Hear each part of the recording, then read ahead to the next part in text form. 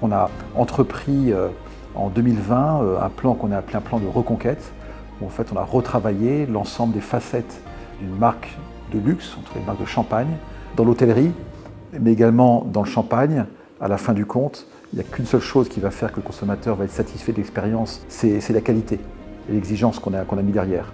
Voilà. On ne peut pas faire de bluff marketing longtemps, il faut que la qualité soit là. C'est vraiment le chef de cave qui symbolise le style du vin, qu'on appelle un peu le visage de Lançon. Il y a cette magie en fait derrière la pétillance qui fait qu'on est persuadé que le champagne a encore de très très belles années, décennies et siècles devant lui, parce que c'est un vin assez unique, assez exceptionnel.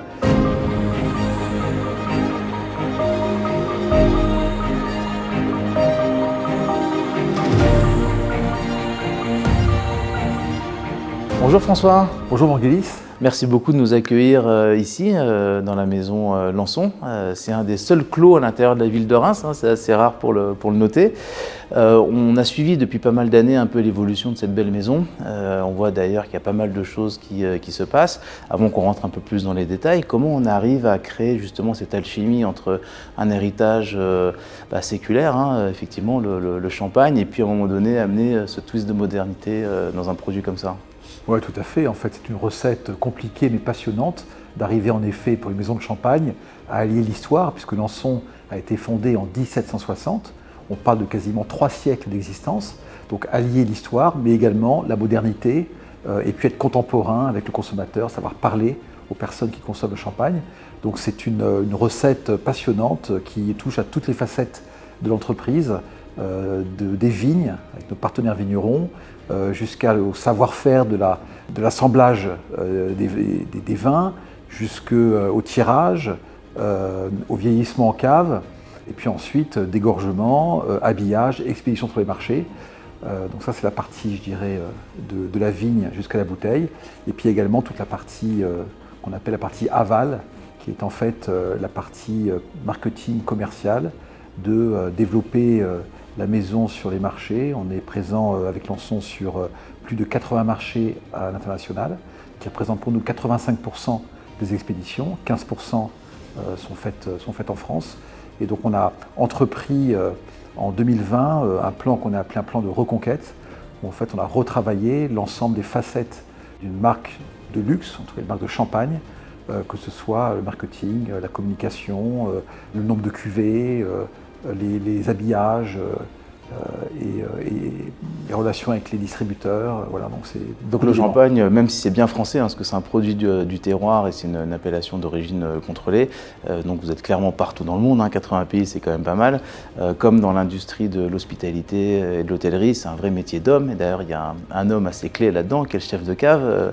Donc on commence à rentrer dans ces nouvelles cuvées. Tu peux peut-être nous le présenter et nous expliquer son rôle? Oui, clairement. Alors en effet c'est un métier d'homme, comme l'hospitalité en général. Des relations en amont avec les vignerons, mais également des relations en aval avec les partenaires et les clients. Et c'est vrai qu'il y a une personne centrale qu'on appelle un peu le visage de Lançon. Ou le palais, non? Alors le palais, mais on dit que c'est un peu le visage de Lançon parce que c'est lui qu'on voit en premier. On ne voit pas le président, on ne voit pas la direction commerciale, on ne voit pas le marketing, on ne voit pas la production. C'est vraiment le chef de cave qui symbolise le style du vin. Et on a la chance d'avoir depuis 2013, donc il y a maintenant une dizaine d'années, un chef de cave qui s'appelle Hervé Dantan, qui est quelqu'un d'assez exceptionnel parce qu'il allie en fait les 3 métiers du chef de cave. Le chef de cave a un métier qui est en fait un métier de relation avec les vignerons, parce qu'un des nerfs de la guerre en Champagne, c'est d'arriver à sécuriser les approvisionnements, les surfaces d'approvisionnement qui nous permettent de faire les bouteilles qu'on va ensuite commercialiser. Donc il y a beaucoup de relationnel avec les vignerons, partenaires. Il a également une casquette technique, je dirais, sur la partie assemblage. C'est lui qui dirige le comité de dégustation qui va décider de l'assemblage des vins de la vendange de l'année et des vins de réserve dans le produit final, des 10 produits de la gamme. Et puis il a également une troisième casquette, qui est une casquette de communication. Et c'est un homme qui, à la fois en français et en anglais, arrive vraiment à communiquer auprès du grand public, mais aussi bien sûr des importateurs, des journalistes, des wine critics, des influenceurs, les caractéristiques du vin. Donc c'est un métier central et une personne clé dans l'entreprise, en effet. Je dois t'avouer que j'aime bien le vin, comme beaucoup de gens évidemment. J'ai une petite préférence pour les vins soyeux, un peu de Bourgogne. Et quand j'ai goûté la première production qu'a fait le chef de cave, qui était ce Black Reserve avec plus de vin de réserve dedans, ce côté vraiment vineux, ça m'a remis un petit peu ça m'a remis le champagne comme ça dans le périmètre. Mais je crois que vous avez eu des bons feedbacks aussi avec vos partenaires sur cette nouvelle. Oui, tout à fait. Tu mets le doigt sur, je dirais peut-être ma cuvée un peu chouchou préférée de la gamme. On a 10 cuvées dans la gamme. La cuvée Black Reserve, qui est destinée à la gastronomie exclusivement, a 3 caractéristiques. La première, c'est que c'est un assemblage des 3 cépages champenois, Pinot Noir, Chardonnay et Pinot Meunier, à hauteur de 50% Pinot Noir, 35% Chardonnay, 15% Meunier. Et c'est un assemblage qui est conservé en cave minimum 5 ans, ce qui est plutôt long. C'est également un assemblage qui présente, comme son nom l'indique, un pourcentage de vin de réserve important. Black Reserve a, en fonction des années, environ 45% de vin de réserve, et donc 55% de la base vendange de l'année. C'est ça qui donne ce petit côté un peu vineux dans le vin, c'est ça, qui a plus de caractère. Exactement, vieillissement, plus de caractère, peut-être plus de finesse, et puis plus de complexité dans le vin, de longueur en bouche. Et c'est ce qui fait la force de ce vin. Et c'est un vin également, donc troisième élément, qui présente un pourcentage de grands et premiers crus, donc les 2 meilleurs crus en Champagne, importants, puisqu'on est au minimum à 70% de grands et premiers crus dans l'assemblage du Black Reserve. Donc je pense que Vangelis, tu as choisi une cuvée qui est tout à fait parlante pour les connaisseurs, qui est assez exceptionnelle. Comme quoi le palais ne ment jamais, hein. On retrouve les choses de qualité. Est-ce que tu peux lever aussi un petit peu le voile, parce qu'entre le moment où ton chef de cave arrive et le moment où on va sortir et mettre en marché cette fameuse cuvée, il s'est passé combien de temps? Il est arrivé en 2013, la cuvée était sortie en 2020, il s'est passé 7 ans. Alors le chef de cave, il faut savoir que le chef de cave, c'est le temps long. Le chef de cave précédent, avant 2013, avant Hervé Dantan, il était resté 40 ans dans la maison. Donc un chef de cave, ce n'est pas quelqu'un qui change tous les 2 ans, c'est quelqu'un qui d'abord a une très très bonne connaissance technique, il est œnologue, et puis il y a des choses qu'on apprend dans les écoles, dans les bouquins, et puis à l'expérience. Un chef de cave, c'est pas un jeune de 20 ans, c'est forcément quelqu'un qui a fait, disons, ses preuves au niveau dégustation sur le terrain, et l'expérience des différentes caractéristiques, des différentes vendanges lui ont permis de construire cette histoire. Donc il est arrivé en 2013, il a pris en main son poste, il a été voir les différents partenaires vignerons, et puis on a travaillé donc sur ce plan de relancement avec des nouvelles cuvées en 2019 pour lancement en 2020, et c'est là où a été créé ce vin, le Black Reserve, comme d'autres cuvées de la gamme qui ont été créées au même moment. Voilà. Donc c'est le temps long, et c'est vrai que ça met du temps entre le moment où on décide de créer une cuvée et le moment où la cuvée arrive sur le marché, puisqu'il y a le vieillissement qui est incontournable. Et chez Lançon, on vieillit les vins minimum 4 ans. Alors le Black Reserve, j'en parlais, c'est 5 ans, minimum 4 ans, alors que légalement, un vin de Champagne doit être conservé minimum 15 mois en cave. Nous, on estime que plus le vin reste en cave, plus long il reste en cave, et plus complexes seront et plus intenses seront les arômes.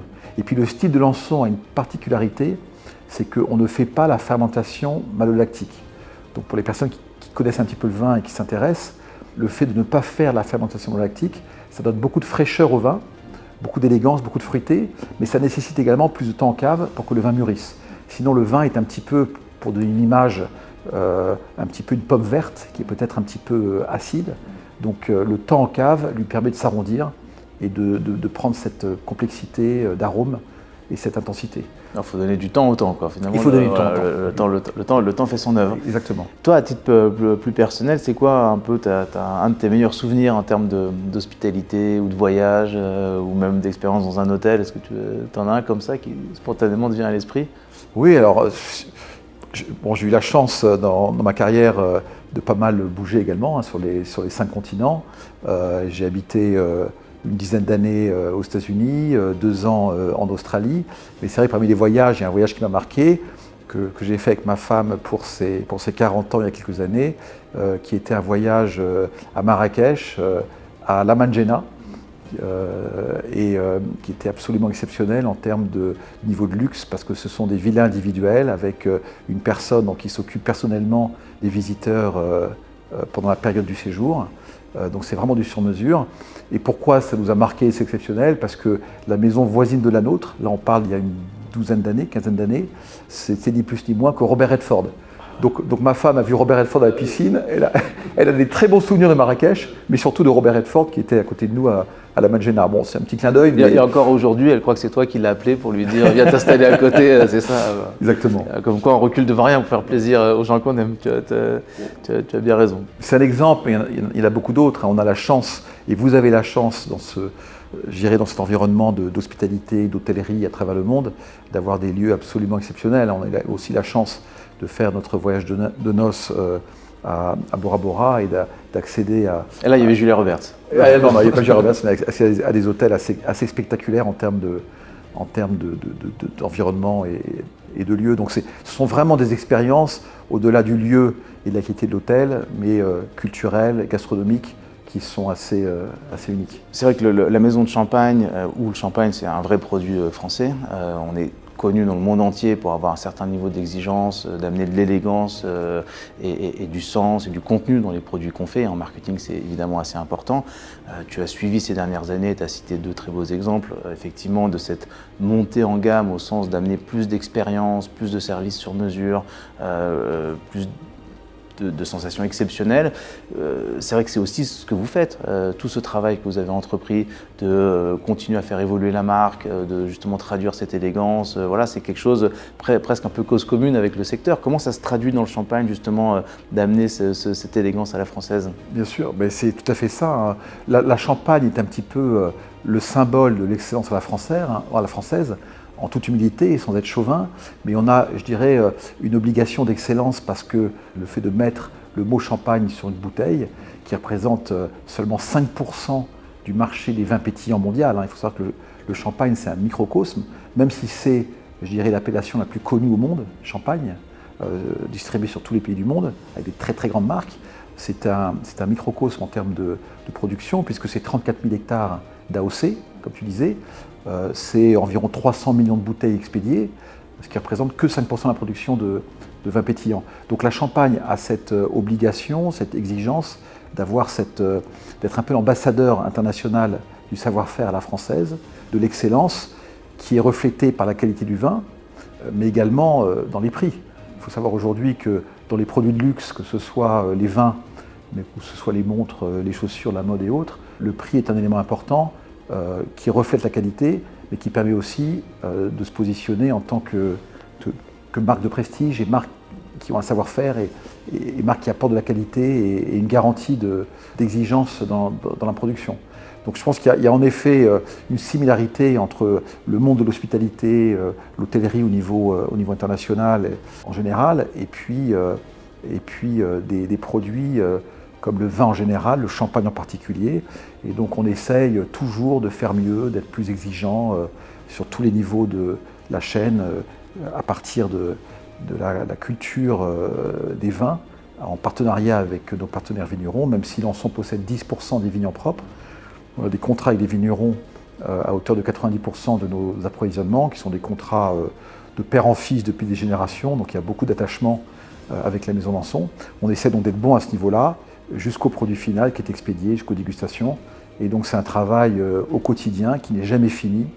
Voilà, parce que je suis persuadé que dans l'hôtellerie, mais également dans le champagne, à la fin du compte, il n'y a qu'une seule chose qui va faire que le consommateur va être satisfait de l'expérience et va être amené à revenir et surtout à payer le prix d'une hôtellerie de luxe ou d'un champagne de luxe, c'est la qualité et l'exigence qu'on a mis derrière. Voilà. On ne peut pas faire de bluff marketing longtemps, il faut que la qualité soit là. Tout part de ça, la qualité du produit. Et ensuite, l'hôtellerie, le champagne, doit travailler dans la communication, dans le marketing, dans la communication, l'environnement, pour faire passer ses valeurs, je dirais. Donc il y a pas mal de similitudes en effet entre les deux métiers. Oui, tu as un vrai imaginaire autour de l'expérience hôtelière ou de l'expérience en termes de champagne. Aujourd'hui, enfin, en tout cas, le champagne avait été connu pour les moments de célébration, les mariages, etc. Mais on sent que tout ça a un peu évolué. Comment vous voyez-vous cette évolution aujourd'hui? Finalement, on parle de menu qu'avec du champagne, on parle de prendre l'apéritif avec du champagne. C'est quoi un peu les tendances en ce moment? C'est un bon point. Alors, il y a déjà une tendance de fond qui explique en effet le champagne vu comme, je dirais, vin incontournable pour les mariages et célébrations. Et puis le champagne en tant que vraiment vin de dégustation, vin de table, où on a de plus en plus d'expériences mets-vins avec le champagne. Ça s'explique notamment par le fait que la France représente environ 40-45% des expéditions de champagne et 55-60% sont faits à l'export. Chaque année, depuis 2 décennies, la France diminue en termes de part de marché au profit de l'export. Pourquoi je dis ça? Parce que en France, le champagne est très souvent associé en effet aux célébrations. Je ne dis pas que à l'international ce n'est pas le cas, mais en France, on ouvre une bouteille de champagne pour un mariage, pour une communion, pour un baptême, pour une célébration. Pour un bon contrat. Ou pour un bon contrat. Et c'est un produit de célébration, on en est fier. À l'export, de plus en plus, le champagne est lié à des expériences de dégustation et l'ensemble des maisons de champagne communiquent énormément et essaient de pousser à leur niveau l'association avec les grands restaurants, l'hôtellerie, et notamment Lançon a mis en place depuis quelques années une activité qui sont en fait des partenariats à ce qu'on appelle des chefs ambassadeurs. Donc on a une vingtaine de chefs ambassadeurs dans nos pays principaux qui en fait représentent Lançon et sur lesquels on assoit en fait la légitimité du champagne par rapport à la gastronomie. Et on oublie trop souvent, notamment en France, que le champagne est une excellente alternative aux vins de Bordeaux, aux vins de Bourgogne, aux vins qui sont peut-être plus classiques, en tout cas dans l'esprit des consommateurs avec un repas. Vous savez qu'à Reims ou à Épernay, le monde du champagne, les locaux boivent de l'entrée jusqu'au dessert du champagne. Et on essaye de communiquer cette complexité et cette variété à travers les vins de champagne, associés avec les aliments des saveurs très différentes. Et en découvrant cette association, on espère, je dirais, ouvrir la consommation du champagne au-delà d'événements, je dirais, un petit peu exclusifs ou célébrations. Mais que ça devienne un vin un peu plus courant. Maintenant, il faut aussi comprendre qu'il y a un prix à l'entrée d'une bouteille de champagne qui est peut-être plus élevé aujourd'hui que certains vins plus accessibles, mais qui est dû à beaucoup de raisons qui sont tout à fait justifiées. Justement, c'est assez intéressant ce que tu dis, parce que finalement, les hôteliers sont des commerçants comme tout le monde. À un moment donné, quelles sont les opportunités de diversifier ou de densifier les sources de revenus? On sait que le F&B, que ce soit le restaurant, les rooftops, les bars d'hôtel, sont devenus des vrais centres de profit aujourd'hui. Bon, un produit, on peut ajouter son petit markup dessus, voilà, plus il est confortable, j'imagine, mieux c'est pour tout le monde. Mais ce que tu dis sur les changements de consommation qui viennent de l'international, c'est-à-dire qu'il y a une perception très traditionnelle de la consommation de champagne en France, mais que finalement dans le monde entier, maintenant, on prend le champagne comme un produit de vin traditionnel, qu'on peut effectivement boire à tout moment du repas ou à tout moment de l'apéritif ou autre. C'est assez intéressant parce que dans les hôtels, on a quand même beaucoup de gens qui viennent de l'international, donc il faut répondre un petit peu à ces attentes. Comment aujourd'hui tu travailles un peu avec les hôteliers? Est-ce que je sais que tu m'avais dit tout à l'heure que quand vous avez fait goûter ce nouveau Black Reserve, vous étiez très surpris du retour finalement, y compris de chefs étoilés, non? L'accueil a été peut-être au-delà de ce que vous imaginiez. L'accueil a été spectaculaire. Alors, il faut savoir que Lançon a une histoire avec des changements de gouvernance et des changements de stratégie de politique qui ont pas mal évolué. Il y a 30-40 ans, Lançon n'était pas du tout ce que Lançon est aujourd'hui. En fait, Champagne Lançon a été racheté en 2006, donc il n'y a pas si longtemps, il y a 18 ans, par des actionnaires actuels qui sont des purs champenois, qui ont un groupe de 8 maisons de champagne, dont des grandes marques. Et leur seul et unique objectif, c'est de travailler la qualité et de donner à leurs enfants les maisons de champagne dans une meilleure situation que quand ils l'ont reprise, ou ils l'ont racheté, ou ils l'ont développée à l'époque. Il y a quelques décennies, Lançon était une marque qui était beaucoup sur la grande distribution. Là, on parle de nos parents ou grands-parents, et qui était beaucoup dans les volumes. Aujourd'hui, Lançon a énormément diminué en termes de volume. La grande distribution française représente moins de 6% des expéditions. On essaie de faire évoluer les cibles de distribution de Lançon vers une catégorie, je dirais, un peu plus prescripteur auprès des restaurants, des hôtels, qui en fait permettent aux consommateurs de découvrir le produit grâce aux opérations à la coupe. Les hôtels aujourd'hui à travers le monde ont tous un vin à la coupe et puis ensuite carte de vin où il y a plus ou moins de bouteilles proposées. Mais le fait de rentrer dans un hôtel à la coupe, by the glass comme on dit en anglais, ça permet à la maison de champagne de faire découvrir le style, la qualité du vin à des consommateurs qui ensuite vont aller acheter la bouteille chez les cavistes et autres. Donc on oriente énormément nos efforts là-dessus.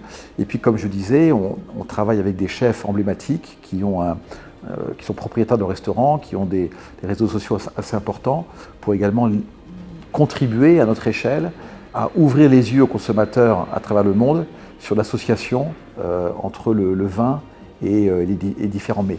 Et je pense que c'est un travail de longue haleine, ça ne se fait pas du jour au lendemain, il y a beaucoup d'inertie, mais je pense que c'est le futur de la Champagne, pour aussi, parce qu'il y a aussi un challenge, un élément important sur lequel on travaille, qui est de recruter des nouveaux consommateurs dans la franchise, je dirais, Champagne.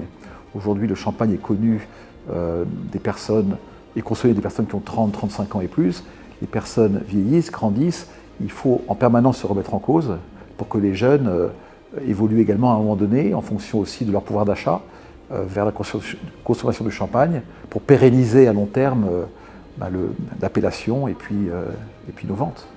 Il y a effectivement, au fil des années, des décennies, il y a eu des marchés d'export qui sont ouverts. D'abord les marchés européens, j'imagine, l'Allemagne ou la Grande-Bretagne, puis les États-Unis, on a entendu parler de la Chine, et puis on a l'Inde qui arrive. Et on vit aussi ces mêmes logiques au niveau de l'hôtellerie. On voit que c'est des marchés qui sont en devenir. Si on prend le marché indien, il va probablement représenter une part non négligeable des voyageurs internationaux dans les années à venir. Et donc finalement, il y a peut-être un destin commun entre valoriser ce produit du champagne auprès de clientèle qui maintenant voyage à travers le monde, c'est admis, on peut voyager beaucoup plus facilement, et donc de retrouver ces marqueurs d'expérience, ces marqueurs d'excellence à la française, c'est une vraie opportunité finalement pour ces deux secteurs. Bien sûr, nous c'est un rêve.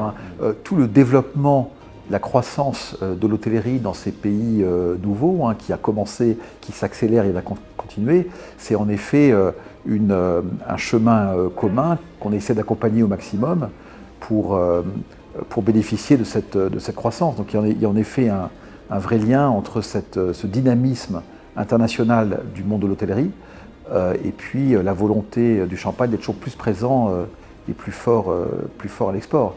Les gros marchés du Champagne export, le premier de loin, enfin pas de loin, mais environ 30-35 millions de bouteilles, c'est États-Unis. Le deuxième marché export, c'est l'Angleterre, avec 28-30 millions de bouteilles. Finalement, ils ne boivent pas que de la bière. Ils ne boivent pas que de la bière, les Anglais. Et ensuite, Japon, Allemagne, Italie. Donc en effet, c'est américain, anglais, européen, japonais. Et ce sont des pays où le champagne est très bien installé, très bien connu, mais on essaye de plus en plus à ouvrir d'autres marchés. Il y a des marchés, vous citiez l'Inde, c'est des marchés en effet absolument exceptionnels en termes de potentiel par rapport à la population, mais ce sont des marchés aussi avec des barrières à l'entrée par rapport aux taxes d'importation qui sont très importantes. Et les taxes sur les produits, je dirais vin et alcool sur ces marchés, comme le Brésil, l'Amérique latine ou autres, sont très élevées. Et, du coup, ça donne un frein un petit peu au développement, puisqu'une bouteille de champagne en Inde coûte souvent 3 fois plus cher que la même bouteille en France, à cause des taxes et des droits d'importation. Voilà. Donc c'est bien, ils vont venir s'acculturer aux produits en voyageant en France ou peut-être aux États-Unis. Et puis petit à petit, ça va permettre d'étendre ça. C'est un bon cheval de Troie pour aller conquérir un peu ces marchés. Justement, j'avais bien compris que qu'il y avait un destin commun entre le monde de l'hospitalité, celui des belles maisons de champagne, d'essayer de raconter une histoire, d'avoir du contenu, d'être connecté aussi à son environnement, à son terroir, parce qu'un hôtel raconte l'histoire de là où il est situé aussi, hein, évidemment, et que donc il faut incarner cette excellence et que l'histoire se fasse sans rupture, elle soit sans couture, hein, qu'on arrive, qu'on a un bon champagne, qu'on rentre dans un bar d'hôtel pour ensuite peut-être terminer au dessert avec. Tout le repas, j'imagine, c'est ce que tu souhaites, mais l'hôtelier a aussi envie que le client ait cette mémoire, cette bonne mémoire d'une expérience qui est assez exceptionnelle. Et donc il y a quelques années, vous avez décidé d'être partenaire avec l'Hospitality Awards, hein, qui est une cérémonie qu'on a voulu faire pour célébrer l'univers de l'hospitalité. On est très content parce qu'en plus on a du Black Reserve assez souvent, donc tu as compris, j'ai aussi un petit faible pour cette belle bouteille. C'est quoi votre ambition dans ce secteur de l'hospitalité demain? Comment vous avez envie d'être perçu et de vous positionner? Bien sûr, alors, on donne beaucoup d'importance en effet au circuit hospitalité, hôtellerie internationale. Comme je disais tout à l'heure, c'est là où il y a la prescription et puis la valeur et je dirais la première dégustation, la découverte du vin par les consommateurs qui ont la chance d'accéder à des vins à la coupe dans l'hôtellerie internationale qui ensuite vont être fidélisés auprès de Lançon. Donc on attache beaucoup d'importance à ce secteur et on essaie de le développer au plus vite et au mieux possible en ayant à la fois sur nos filiales en France et en Angleterre une équipe dédiée avec un portefeuille de cuvées dédiées sur ce type de clientèle, je dirais un peu prestige, mais également nos 80 importateurs à travers le monde sont également mandatés pour développer ce circuit qui pour nous est vraiment clé, pas forcément, je dirais, prioritaire ou en tout cas en haut de la liste en termes de volume, puisqu'on fait beaucoup de volume également dans ce qu'on appelle le retail, hein, tout ce qui est caviste, wine cellar aux États-Unis et autres, mais c'est la multitude des différentes expériences créées par la restauration, l'hôtellerie, qui font aussi, je dirais, l'image et l'attrait du champagne. Et comme vous disiez tout à l'heure, à la fin du compte, l'objectif et la similarité entre l'hôtellerie d'un côté et le champagne de l'autre, c'est cette volonté d'exigence et surtout cette volonté d'être orienté vers le consommateur. On n'est pas des producteurs de vins pétillants qui s'appellent champagne et qu'on met sur le marché. On essaie vraiment de comprendre l'attente des consommateurs et de répondre avec une gamme de produits, avec un style, avec des différents types de vins qui permettent de balayer l'ensemble des propositions. Et puis bien sûr, une gamme de cuvées et de prix qui permettent à chacun d'accéder aux produits champagne. Le champagne, je dirais, c'est un petit peu le rêve, ça délie les langues.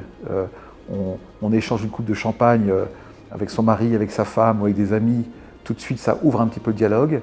Il y a cette magie, en fait, derrière la pétillance qui fait que on est persuadé que le champagne a encore de très très belles années, décennies et siècles devant lui, parce que c'est un vin assez unique, assez exceptionnel, qui est d'ailleurs un vin qui est très demandé, très bien perçu et très favorisé par les femmes. C'est un vin qui est beaucoup apprécié par les femmes et c'est aussi je dirais une cible consommateur qu'on essaye, je dirais, sur lequel on essaie d'orienter nos actions, nos activités. Voilà, les femmes sont peut-être plus enclins à prendre une coupe de champagne qu'un verre de whisky de cognac, avec tout le respect que j'ai pour whisky de cognac, qui sont des produits exceptionnels, mais qui sont peut-être en termes de niveau d'alcool un peu plus marqué, un peu plus fort. Voilà, donc je pense que ce partenariat, on en est très content, très fiers, et puis on espère que ça va permettre aux acteurs de l'hôtellerie internationale également de proposer des produits champagne, Lançon ou autres, dans les plus beaux endroits du monde et dans les plus beaux hôtels du monde, et c'est ce qu'on cherche à promouvoir. En tout cas, c'est cause commune, hein, parce que et le champagne et l'hôtellerie cherchent à créer des souvenirs, créer des moments mémorables. C'est vrai que le champagne est un marqueur de ces moments mémorables, quels qu'ils soient, et l'hôtellerie est le lieu où ces moments se déroulent.